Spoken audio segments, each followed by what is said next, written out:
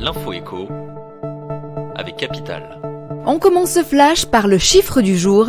50 millions d'euros, c'est la somme dépensée par la Deutsche Bank pour le licenciement ou le départ de ses cadres dirigeants ces derniers mois. À lui seul, John Cryan, patron de la banque entre 2015 et 2018, a touché 10,9 millions d'euros lors de son éviction.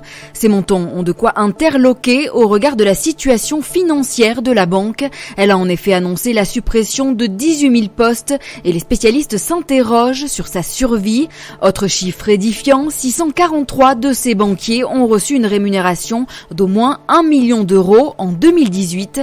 Pas sûr que les salariés licenciés apprécient la nouvelle.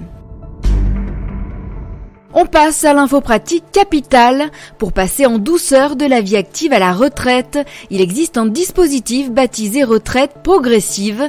Encore peu connu, il présente pourtant plusieurs avantages que vous présente Capital.fr. Avec ce dispositif, vous passez d'un temps plein à un temps partiel tout en commençant à percevoir une partie de votre pension. Vous continuez également à cotiser pour la retraite, ce qui améliorera par la suite le montant de cette dernière. Même l'employeur s'y retrouve en évitant d'avoir recours à un licenciement ou une rupture conventionnelle plus coûteux. Tous les détails de ce dispositif sur notre site capital.fr. Le coup de gueule du jour est poussé contre les taxes créées depuis le début du quinquennat d'Emmanuel Macron. Le président et Bruno Le Maire l'ont répété, il n'y aura pas de nouvel impôt pendant ce quinquennat. Une affirmation correcte mais qui joue sur les mots, comme le montre la liste des 10 nouvelles taxes recensées par Capital. Si la toute récente écotaxe sur les billets d'avion a fait la une des journaux, connaissez-vous la taxe additionnelle à la taxe sur les cartes grises?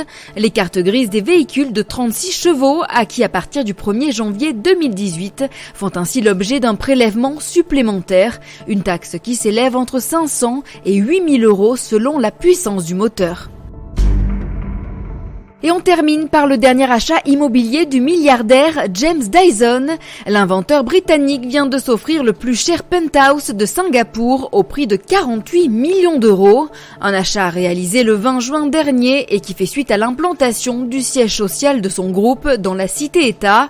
Selon le Business Times, ce penthouse d'exception est équipé d'un ascenseur privé et s'étend sur les 3 derniers étages d'une tour qui en compte 64 dans le luxueux quartier d'affaires.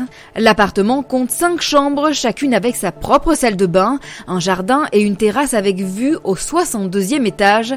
Cette vente est la plus chère pour un appartement à Singapour, où les prix de l'immobilier figurent parmi les plus hauts du monde. C'était l'info écho avec Capital.